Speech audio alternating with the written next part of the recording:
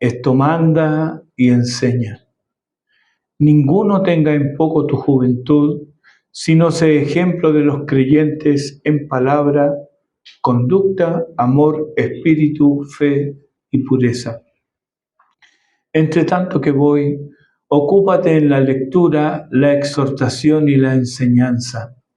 No descuides el don que hay en ti, que te fue dado mediante profecía con la imposición de las manos del presbiterio.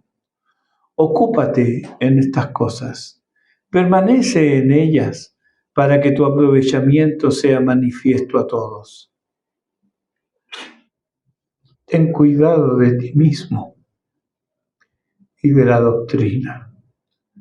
Persiste en ello, pues haciendo esto te salvarás a ti mismo y a los que te oyeren.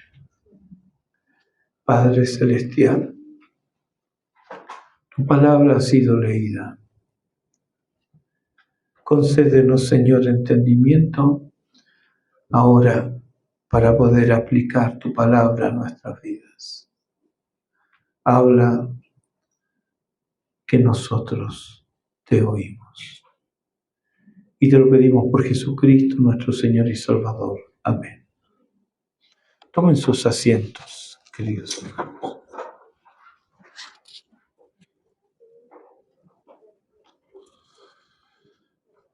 Modelando el comportamiento, la tercera y última parte de este pasaje.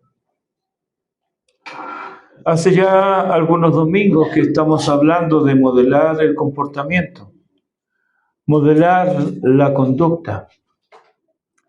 Timoteo, y con él todo creyente, es responsable de responder a la gracia de Dios, a la gracia recibida, a la gracia inmerecida. Somos responsables ante Dios y ante nuestros hermanos, no solo de responder con gracia en las relaciones interpersonales, sino de obrar con gracia en lo que nos toca hacer y para lo cual se nos dio dones. El apóstol le da la pauta, el camino a seguir a Timoteo. En el versículo 15 le dice: ocúpate en estas cosas. ¿Qué cosas? Versículo 13, ocúpate en la lectura, ocúpate en la exhortación, ocúpate en la enseñanza. Es como que dijera: no dejes de cultivar tu mente, de animar a otros a hacerlo y de enseñar lo que has aprendido. Se dice que una mente ociosa es el taller del diablo, pero la mente ociosa no necesariamente es una mente inactiva. Puede haber hiperactividad mental, que es un estorbo al aprendizaje. En la segunda epístola a Timoteo, capítulo 3, versículo 7, dice: estas siempre están aprendiendo y nunca pueden llegar al conocimiento de la verdad. ¿Quiénes son estas? El apóstol dice que son mujercillas cargadas de pecados. Literalmente, son pequeñas mujeres. Obviamente aquí no se refiere a la estatura física, sino a la estatura moral. Y están cargadas de pecados porque no llegan, se resisten a llegar a Cristo. Son incansables mentes curiosas que saltan de acá para allá. Mentes frívolas y curiosas, inquietas por respuestas, pero sin interés por la verdad. Quieren saber todo de todos, menos de cómo liberarse de su carga de pecado. En igual condición están quienes emplean su mente, que es don de Dios, para la entretención inútil, el pasatiempo sin sentido, el juego propio de la niñez temprana. Hermano, ocúpate en estas cosas. en la lectura, la exhortación, la enseñanza. No desperdicies el don que Dios te dio. Comprueba si lo que haces es agradable al Señor. Efesios 5:10 nos dice, comprobando lo que es agradable al Señor. El apóstol es insistente en esto, pues sigue diciendo, permanece en ellas. ¿Por qué la insistencia? Porque ha sido apartado para una labor especial. Y esta labor especial se da en el contexto de la congregación. Esa labor comisionada por la iglesia no tiene sentido fuera de la iglesia. Es la iglesia la que lo comisiona y debe realizar su labor en comunión con ella. Su labor debe realizarse dentro de la comunión. Sus dones fueron dados para provecho de la iglesia, para edificar a otros en la iglesia. Aquí vemos qué gran pecado es abandonar la iglesia. No puedes hacerlo sin pecar gravemente contra el Señor de la iglesia y contra tus hermanos. Además, tienes la obligación de pensar en estas cosas. No hay lugar para la pereza intelectual, para una mente cerrada, obtusa, para negarse a estudiar. Debemos ser pensadores cristianos. Y nuestra mente debe estar llena de la palabra de Cristo. Ya no existen tus propios asuntos. Toda nuestra vida gira en torno a nuestro Señor y a su voluntad. No son mis deseos, son sus deseos. Fui comprado por precio y le pertenezco a Él. Su voluntad debe ser mi deleite, su honra, mi meta. Y para ello debo concentrarme. Se nos urge entonces a meditar en estas cosas. ¿Para qué? Contesta nuestro texto, para que tu aprovechamiento sea manifiesto a todos. Hay un deber entonces de avanzar, de crecer, de madurar. Y este progreso debe ser evidente a todos. Pedro les escribe a los expatriados, los que no tienen patria aquí, los extranjeros y peregrinos. Les habla de las bendiciones que tienen en Cristo y de los sufrimientos que les espera por ser fieles al Señor, que deben ser fieles en la sociedad, en el trabajo y en el hogar, que deben ser especialmente compasivos unos con otros, misericordiosos y amigables, que bendigan a otros y que estén siempre preparados para dar razón de la esperanza que anida en sus corazones. Pedro se está despidiendo. Él sabe que el tiempo de su partida es cercano. El tiempo apremia.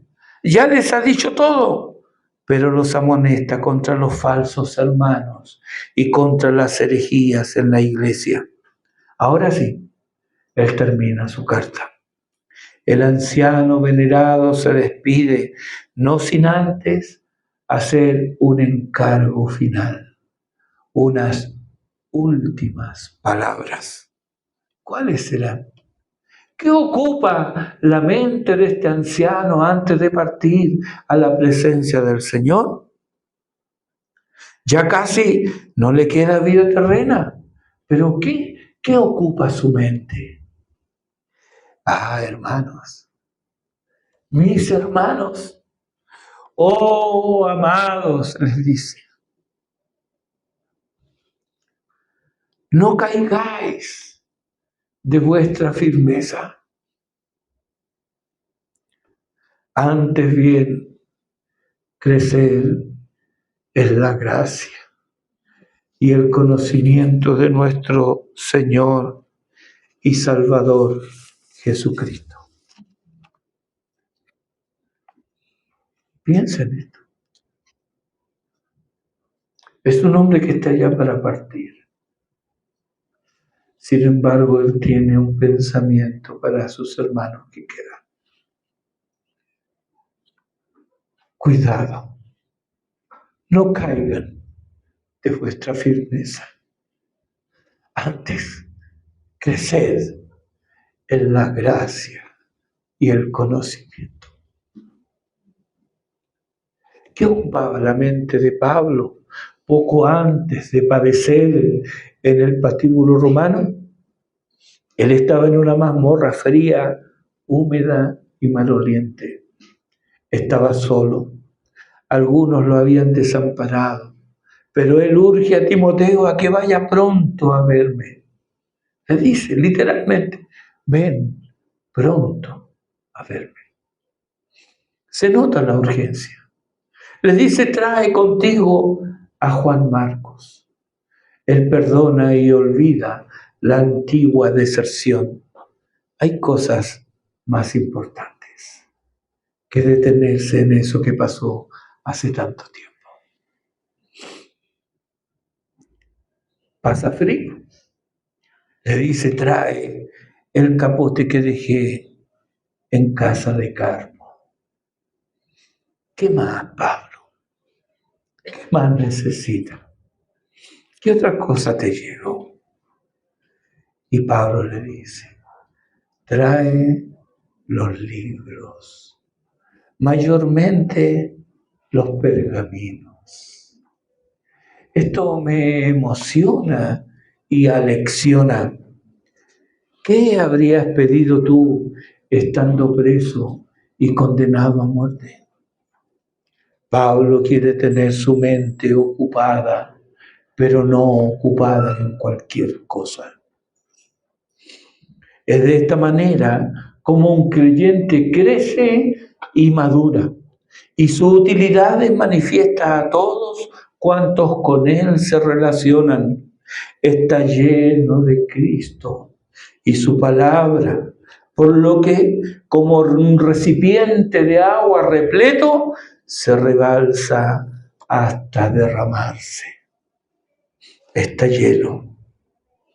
Colosenses 3:16 dice, la palabra de Cristo more en abundancia en vosotros, enseñándoos y exhortándoos unos a otros en toda sabiduría.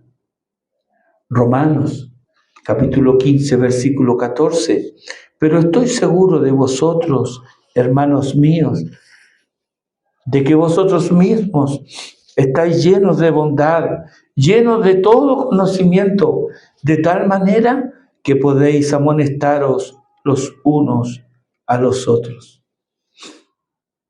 Hay más textos similares, muchos más, pero tomando solo estos dos, comprobamos que la labor de enseñarnos, exhortarnos y amonestarnos unos a otros va de la mano con el conocimiento y morada en nosotros de la palabra de Cristo.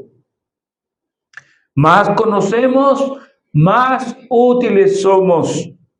Más mora la palabra del Señor en nuestras vidas, de más provecho somos a la congregación. Así que el mandato es pertinente y necesario. En el versículo 15 de 1 Timoteo, capítulo 4, nos dice, ocúpate en estas cosas. ¿Cuáles? La lectura, la exhortación y la enseñanza. Permanece en ellas, medita en ellas, reflexiona en ellas. ¿Para qué? Para que tu aprovechamiento sea manifiesto a todos. Pero todo trabajo tiene sus peligros. Cada labor tiene sus riesgos. Y aunque todos los soldados participan en el esfuerzo de la guerra, aquellos que se adentran en territorio enemigo corren más riesgo de perder la vida o ser hechos prisioneros que aquellos que, encargados de la logística, surten de armamento y provisiones a quienes están en el frente de batalla o tras las líneas enemigas. Todo padre le ha dicho en más de una ocasión a sus hijos o a sus seres queridos: cuídate, cuídate. ¿Por qué lo hacemos? No queremos que sean dañados. De ahí la preocupación por su cuidado y bienestar. De igual manera, el apóstol sabe que la tarea encomendada a su joven comisionado tiene sus peligros, no solo en cuanto a la oposición que se levantará y enfrentará, sino que también él debe velar por sí mismo. Versículo 16. Ten cuidado de ti mismo y de la doctrina. Recuerda que le ha dicho que se ocupe la lectura, la exhortación y la enseñanza, que no descuide el don que Dios le dio. Pues bien, haciendo todo esto, existe el peligro de que lo que lea, estudie, exhorte y enseñe, todo sea aplicado a otros y deje de aplicarse la enseñanza a sí mismo, deje de oír la voz de Dios exhortándole cada día mediante el texto sagrado y otros medios. Así solo se convierte en un canal y no en un depósito de la gracia. Esto es muy sutil. No son pocos los que con un deseo sincero de servir mejor a Dios se preparan.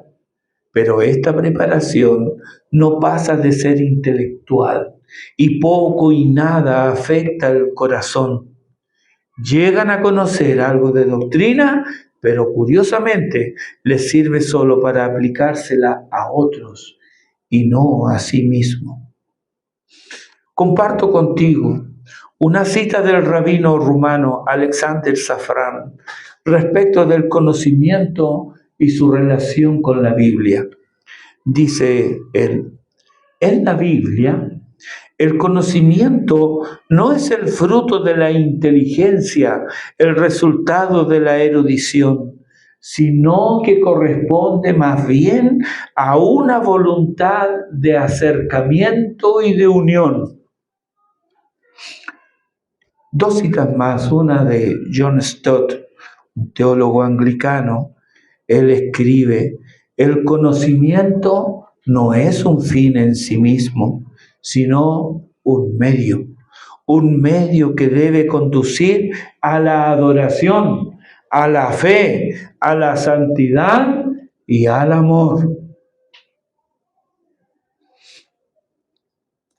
Y del pastor A.W. Tozer, él escribe: la Biblia no es un fin en sí mismo, sino un medio para llevar a los hombres, y añado yo, y a mí mismo, a un conocimiento íntimo y satisfactorio de Dios, para que puedan entrar en Él, deleitarse en su presencia, gustar y conocer la dulzura interna del mismo Dios en lo profundo de su corazón. Todo esto dicta de ser algo solamente o meramente intelectual. No existe tal cosa. Lo que hay, como dice el rabino, es una voluntad de acercamiento y de unión. Más lees, más quieres acercarte a Dios. Ese es el conocimiento que vale. El conocimiento que te lleva a la adoración, a la santidad, a la fe, a la obediencia. Lo que estos hombres nos están diciendo va en agudo contraste con lo que la Biblia misma afirma que vivieron los judíos, a quienes el apóstol Pablo confronta en Romanos capítulo 2, los versículos 17 al 24. Nota el contraste aquí. Escribe Pablo: he aquí, tú tienes el sobrenombre de judío y te apoyas en la ley y te glorías en Dios y conoces su voluntad e instruido por la ley apruebas lo mejor y confía en que eres guía de ciegos, luz de los que están en tinieblas, instructor de los indoctos, maestro de niños, que tienes en la ley la forma de la ciencia y de la verdad.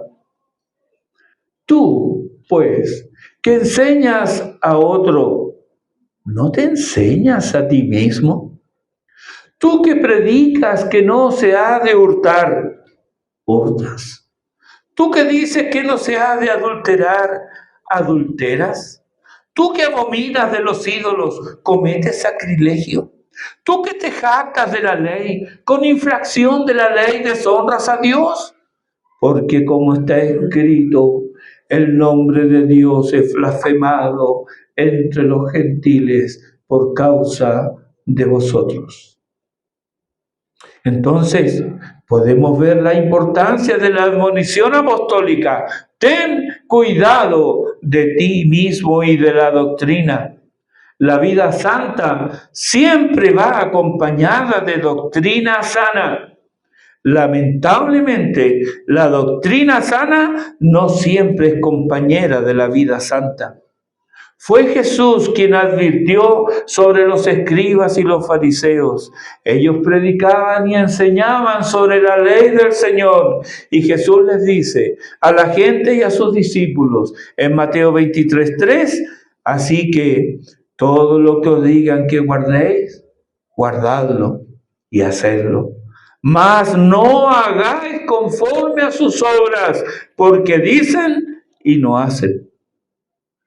Querido hermano, no tomes las Escrituras y el conocimiento de la misma como un fin en sí mismo. Ve a las Escrituras como Esdras. En Esdras 7 hay 3 testimonios de este sacerdote. En el versículo 6 se dice de él: era escriba diligente en la ley de Moisés. En el versículo 11 se dice de él que era escriba versado en los mandamientos de Jehová y en sus estatutos a Israel. Y hasta un testimonio de un monarca impío en el versículo 12, donde él dice que este sacerdote era un escriba erudito en la ley del Dios del cielo, dice Artajerjes, rey de Persia. Diligente, versado, erudito. ¿Cómo llegó a tener este testimonio Esdras? La respuesta nos la da el versículo 10, que haremos bien en memorizar. Dice: porque Esdras había preparado su corazón para inquirir la ley de Jehová y para cumplirla, y para enseñar en Israel sus estatutos y decretos. Entonces, si de cuidarnos se trata, hagamos como Esdras. Él primero preparó su corazón para inquirir en la ley de Jehová. Antes de ir a las Escrituras por respuesta, quiso que su corazón fuera limpio. Antes de disponerse a estudiar y entender, quiso que su corazón fuera preparado para recibir la buena semilla. ¿Qué semilla buena germinará en medio de malezas, piedras y terrones? ¿Qué fructificará en un corazón endurecido por el pecado? Lo primero entonces es preparar el corazón. Oremos, pidamos que el divino hortelano hiera la tierra reseca de nuestros corazones, desmenuce los terrones, quite las piedras y exponga las raíces de amargura hasta que pierdan del todo su fuerza y vigor, porque de otra manera estas raíces ahogarán el plantío del Señor y se robarán los nutrientes. ¿Sí? Como Esdras. Preparemos nuestros corazones. Una vez los corazones preparados, falta todavía para enseñarla.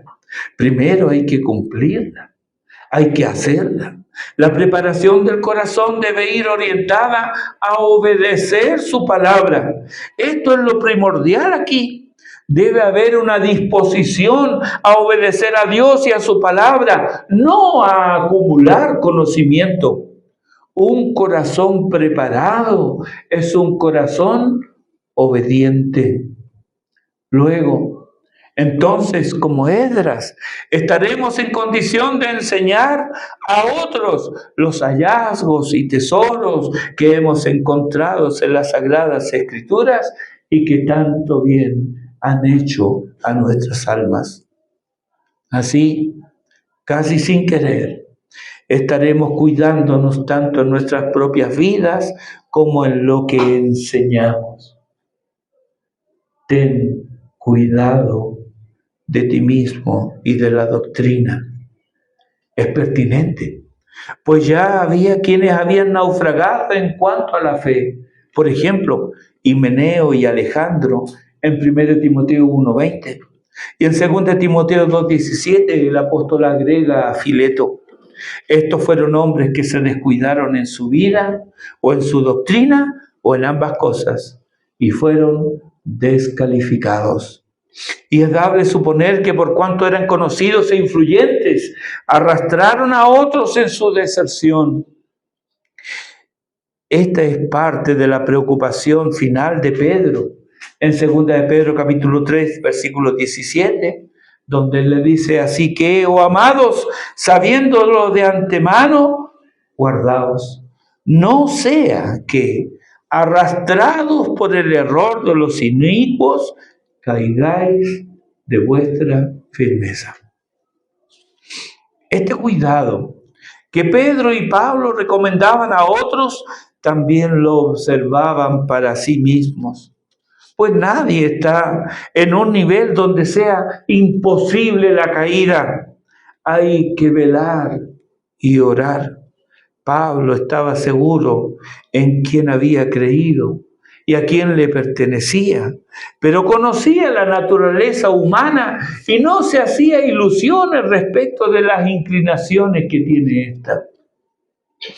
Velo exclamar su manera de proceder ahí en 1 Corintios capítulo 9, los versículos 18 al 27. Lo puedes ver en tu hogar.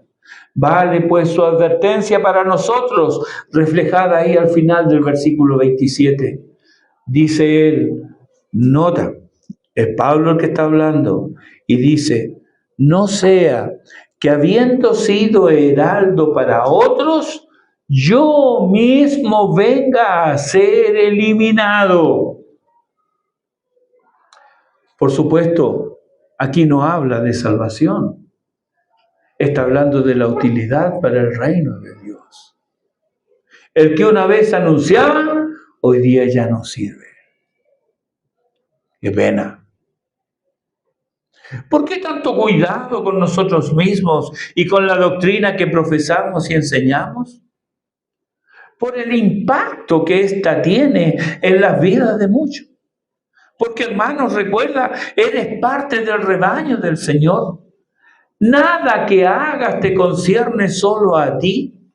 Todo repercutirá para bien o para mal en la congregación donde Dios te ha puesto.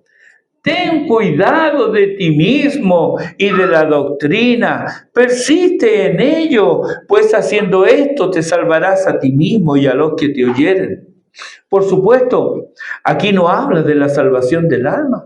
Salvación que es obra exclusiva de la gracia de Dios y en ninguna manera es fruto del esfuerzo humano.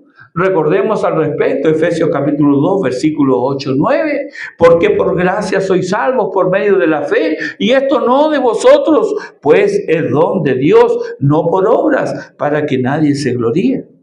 No, el apóstol está pensando aquí en la salvación presente, la salvación de tropezar y no caer, la salvación de experimentar el poder de Dios obrando en nuestras vidas y nulificando el poder del pecado siempre presente en nosotros.